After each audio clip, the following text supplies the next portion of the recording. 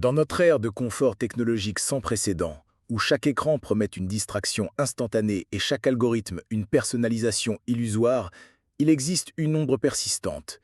Non pas la peur identifiable d'un danger imminent, mais un malaise plus profond, plus diffus.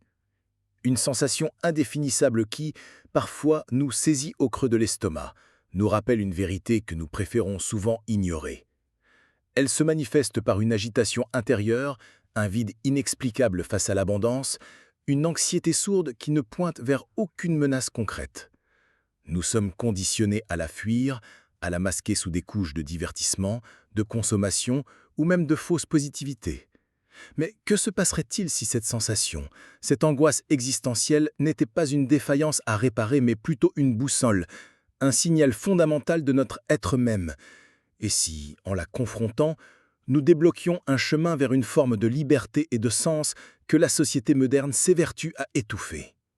Aujourd'hui, nous allons plonger dans l'abîme conceptuel et existentiel avec l'un des penseurs les plus influents et certainement les plus controversés du XXe siècle, Martin Heidegger.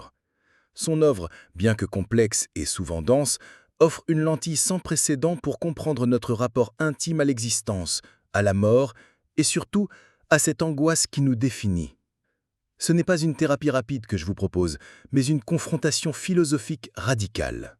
Nous allons démonter les mécanismes par lesquels nous évitons cette vérité et explorer comment, paradoxalement, c'est en l'embrassant que nous pouvons véritablement commencer à vivre de manière authentique.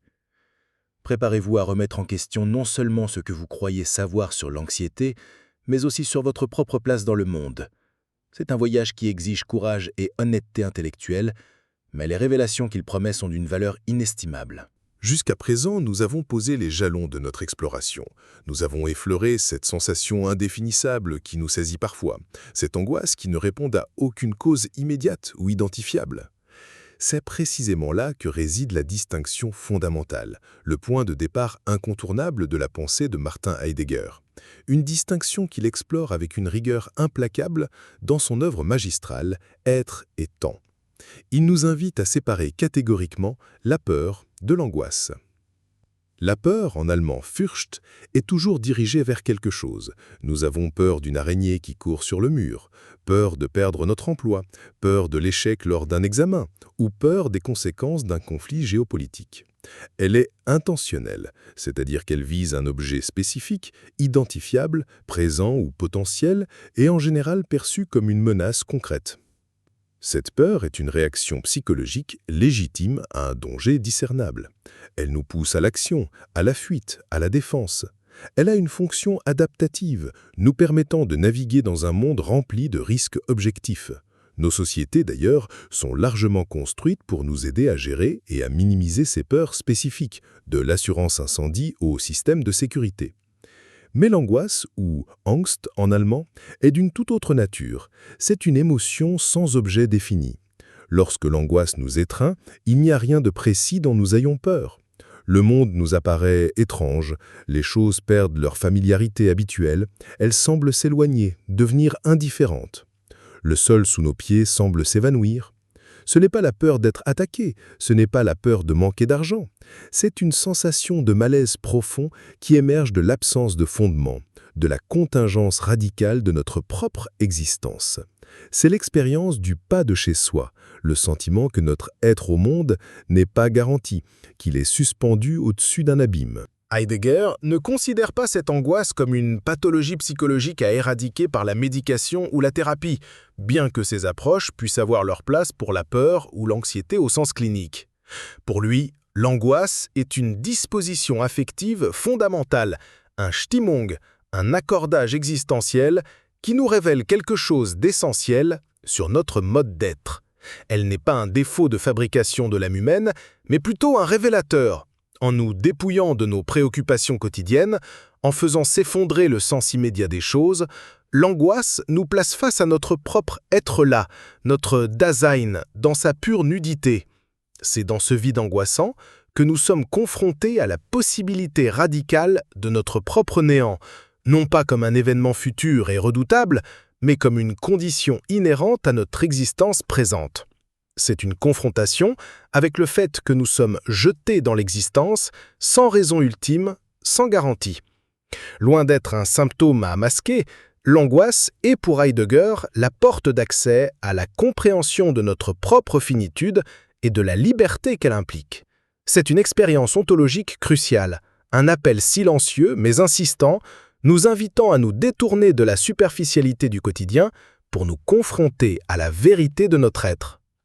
Dans le précédent, nous avons méticuleusement établi la distinction fondamentale entre la peur et l'angoisse, soulignant la nature désintéressée, sans objet spécifique, de cette dernière. Mais d'où provient alors cette angoisse si elle ne répond à aucune menace extérieure identifiable? Pour Martin Heidegger, la source de cette angoisse existentielle ne se trouve pas dans le monde, mais dans la structure même de notre être qu'il nomme le Dasein. Le terme Dasein est central dans la philosophie heideggerienne. Il ne se traduit pas simplement par être humain ou homme. Il signifie littéralement être là ou existence.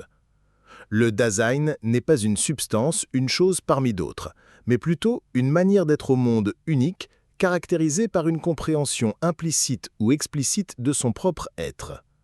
Nous ne sommes pas des objets inertes, mais des êtres qui sont toujours en chemin, projetant des possibilités, se souciant de leur propre existence. Le Dasein est ce que nous sommes en tant qu'êtres existants, qui ont un rapport à leur propre existence. Il est caractérisé par le fait qu'il est toujours devant soi, c'est-à-dire qu'il est toujours en train de se réaliser, de se projeter vers ses possibilités futures.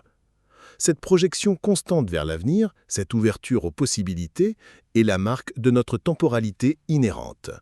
Nous ne sommes pas fixes, mais dynamiques, toujours en devenir. Cette temporalité ne se déroule pas à l'infini, elle est intrinsèquement liée à notre finitude. Et c'est ici qu'intervient le concept crucial de l'être pour la mort, ou Sein zum Tode. Pour Heidegger, la mort n'est pas un événement futur lointain qui nous arrivera un jour, comme la chute d'une météorite.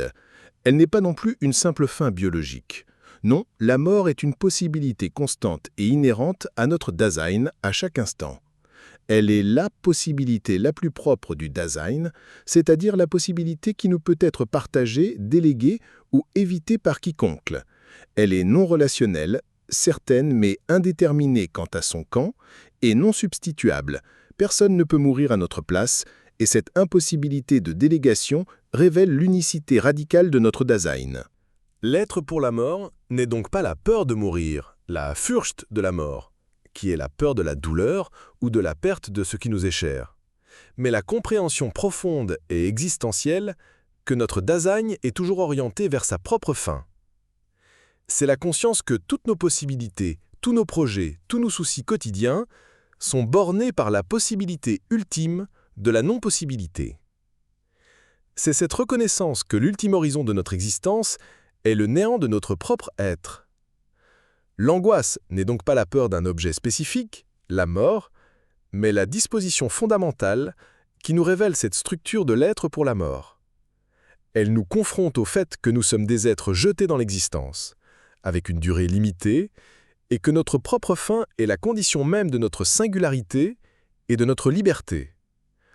L'angoisse, en ce sens, est le sentiment du rien qui nous entoure, le vertige face à l'effondrement des repères quotidiens et la révélation de la possibilité radicale de notre non-être, non pas comme un événement, mais comme une présence constante qui structure notre existence. Ayant éclairci la nature de l'angoisse comme révélation de notre être pour la mort, nous touchons maintenant à la question cruciale: comment le Dasein réagit-il face à cette vérité ontologique? C'est ici que Heidegger introduit sa distinction fondamentale entre l'existence authentique et l'existence inauthentique.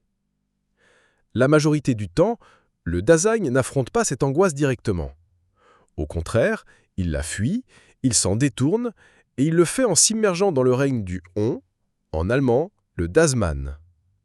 Le On n'est pas une personne spécifique, ni un groupe identifiable. C'est l'instance anonyme et impersonnelle qui dicte nos comportements, nos pensées, nos opinions. C'est le on dit, le on fait, le on pense. C'est la manière dont le Dasein se perd dans la généralité, dans la moyenne, dans la banalité du quotidien partagé. lorsque nous nous conformons aux attentes sociales sans questionnement, lorsque nous adoptons les opinions dominantes sans les examiner, lorsque nous cherchons la validation dans le regard des autres, nous existons dans le mode du « on ».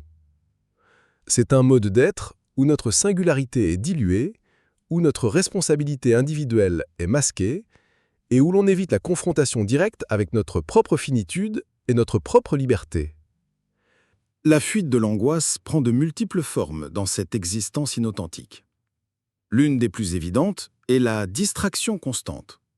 Dans nos sociétés hyper connectées, il est incroyablement facile de se noyer dans un flux incessant d'informations, de divertissements, de notifications. Chaque nouvelle vidéo, chaque message, chaque défilement sur les réseaux sociaux peut être perçu comme une tentative de remplir le vide existentiel que l'angoisse révèle. Nous cherchons frénétiquement à être occupés, à avoir des plans, à éviter le silence et la solitude, car c'est précisément dans ces moments d'arrêt que l'angoisse peut refaire surface. La superficialité est une autre stratégie. On se contente des conversations légères, des plaisirs immédiats, des accomplissements éphémères sans jamais sonder les profondeurs de leur sens ou de leur absence de sens. On vit à la surface, sans jamais plonger dans l'abîme de notre propre être. De plus, l'existence inauthentique se manifeste par ce que Heidegger appelle le bavardage, la curiosité et l'équivocité. Le bavardage, ce n'est pas seulement parler beaucoup, c'est parler sans substance, répéter des idées reçues, diffuser des informations sans les avoir authentiquement comprises ou vécues. La curiosité est la quête incessante de nouveautés pour le simple plaisir de la nouveauté, sans véritable engagement ou approfondissement. L'équivocité est l'ambiguïté constante, le fait de ne jamais prendre position, de ne jamais s'engager pleinement, de laisser toutes les portes ouvertes pour ne pas avoir à assumer un choix. Tous ces mécanismes sont des moyens pour le Dasein de se maintenir dans une illusion de sécurité, de se convaincre que tout va bien, que le sens est donné par le collectif et que l'angoisse n'est qu'un lointain murmure que l'on peut ignorer. Cependant, Heidegger insiste sur le fait que l'angoisse ne disparaît jamais complètement. Elle est une structure inhérente de notre être. Elle est le rappel silencieux, l'appel à l'authenticité. Même si nous tentons de la refouler, elle ressurgit, souvent de manière inattendue, comme une fêlure dans le vernis du quotidien. C'est dans cette persistance de l'angoisse que réside la possibilité de notre retour à nous-mêmes, la possibilité de nous arracher au règne du « on » pour assumer notre propre Dasein, avec toute sa finitude et toute sa liberté. L'angoisse, loin d'être un échec, est ainsi la condition préalable à une existence véritablement propre. Nous avons vu comment l'existence inauthentique cherche à fuir l'angoisse en se perdant dans le « on ». Mais que se passe-t-il si, au lieu de la fuir, nous choisissons de la confronter? Pour Heidegger, l'angoisse n'est pas seulement une disposition affective qui révèle notre finitude. Elle est aussi une révélation fondamentale, un portail vers une compréhension plus profonde de notre propre liberté et du sens de notre existence. Loin d'être une simple émotion négative à éradiquer, elle est la condition de possibilité de l'authenticité. L'angoisse, par sa nature désintéressée, nous arrache aux préoccupations quotidiennes, aux choses à portée de main. Elle nous met en face du rien, de l'absence de fondement ultime. C'est précisément dans ce vide que la structure de notre Dasein se révèle dans sa pureté. En nous dépouillant des illusions de sécurité et des significations préétablies par le « on », l'angoisse nous révèle que nous sommes des êtres libres. Non pas libres de faire ce que nous voulons, dans un sens trivial, mais libres dans un sens radical. Nous sommes libres de nous choisir nous-mêmes, libres d'assumer notre propre existence finie.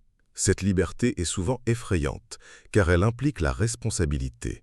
Si l'existence n'est pas prédéterminée, si le sens n'est pas donné d'avance, alors c'est à nous, Dasein, de le créer, de le projeter à travers nos choix et nos actions.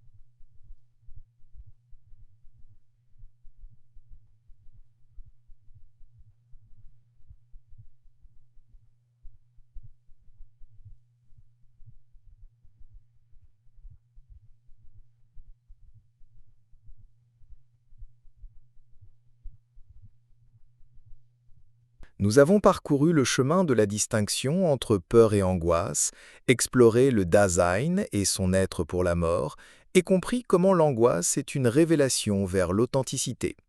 Mais comment cette pensée complexe, élaborée au début du XXe siècle, résonne-t-elle avec notre vie contemporaine, marquée par des défis et des distractions sans précédent?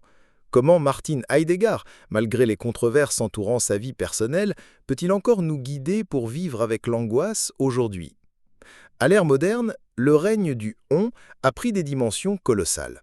Le consumérisme nous pousse à croire que le bonheur et la sécurité résident dans l'accumulation de biens, dans l'expérience suivante, dans la dernière technologie. Cette quête incessante de possession matérielle et de gratification instantanée est une forme sophistiquée de fuite de l'angoisse.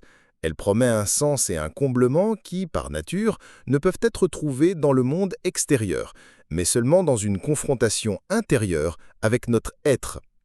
Les réseaux sociaux sont une autre incarnation puissante du « on », un espace où l'identité est souvent construite par l'approbation extérieure, où la superficialité de l'apparence prévaut sur la profondeur de l'expérience, et où le bavardage de l'opinion collective peut étouffer la voix de l'authenticité individuelle.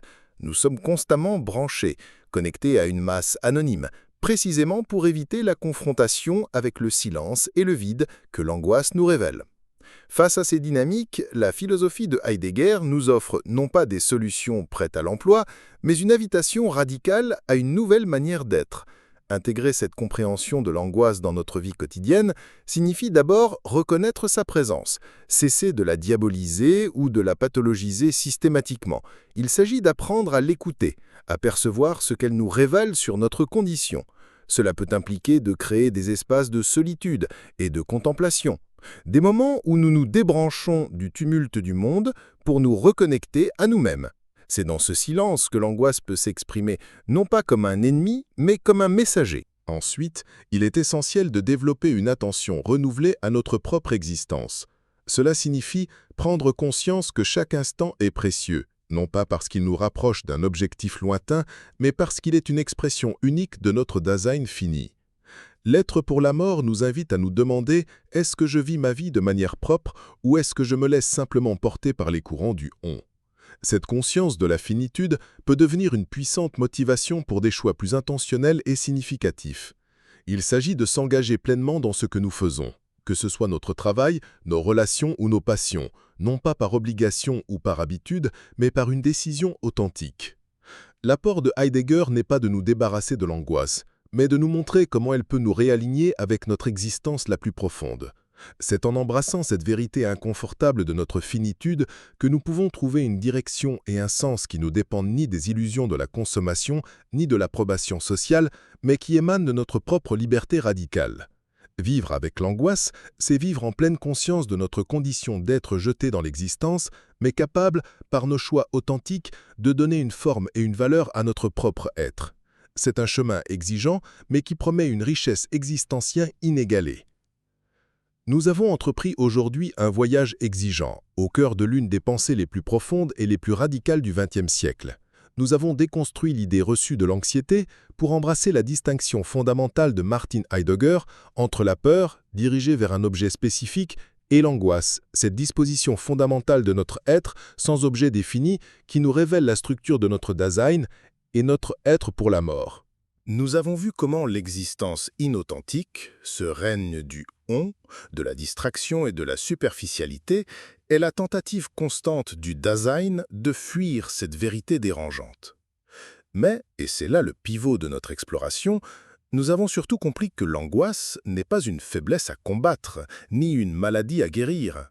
Elle est, au contraire, une révélation ontologique cruciale, la porte d'accès à notre liberté la plus radicale et à la possibilité de donner un sens authentique à notre existence. C'est en nous confrontant au rien que l'angoisse dévoile que nous saisissons la valeur de notre être là, de chaque moment, de chaque choix. À l'ère de l'information surchargée, du consumérisme incessant et des identités numériques éphémères, le message de Heidegger résonne avec une pertinence renouvelée. Il nous invite à nous désengager de la fuite, à cesser de combler le vide par des substituts illusoires et à embrasser notre finitude. C'est en regardant l'abîme que nous trouvons le courage de nous choisir nous-mêmes, de vivre non pas selon les dictats du « on », mais selon notre propre projet, notre propre singularité. Cette approche n'est pas un appel à la mélancolie, mais une invitation à une lucidité qui fortifie et qui libère. Elle nous pousse à une vie plus intentionnelle, plus consciente, plus enracinée dans la vérité de notre être. Alors que nous refermons cette exploration intense, des questions cruciales se posent à chacun d'entre nous. Comment, concrètement, dans votre quotidien, pouvez-vous créer ces espaces de confrontation avec l'angoisse plutôt que de la fuir ? De quelle manière la reconnaissance de votre propre être pour la mort pourrait-elle transformer vos choix les plus importants, vos priorités, et la manière dont vous interagissez avec le monde ? Et comment distingueriez-vous désormais l'angoisse existentielle des autres formes d'anxiété pour mieux y répondre ? Vos pensées, vos expériences sont essentielles pour approfondir cette discussion. Aborder Heidegger, ce n'est pas seulement explorer une philosophie, c'est se confronter à une part essentielle et souvent inconfortable de notre être. J'espère que cette plongée vous a offert de nouvelles perspectives, non pas pour éliminer l'angoisse, mais pour la comprendre et l'intégrer de manière plus consciente dans le tissu de votre existence. Si cette discussion a éveillé en vous des résonances profondes, des questionnements inattendus ou même une nouvelle clarté sur votre propre Dasein face à l'angoisse, je suis sincèrement impatient de lire vos réflexions. Comment cette perspective heideggerienne modifie-t-elle votre rapport à l'incertitude et à la finitude dans votre quotidien?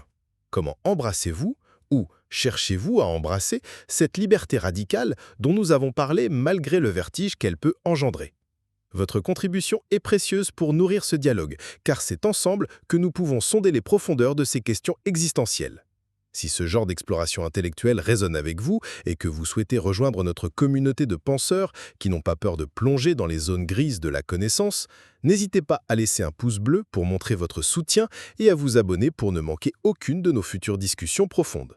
Ensemble, continuons à sonder les mystères de la condition humaine.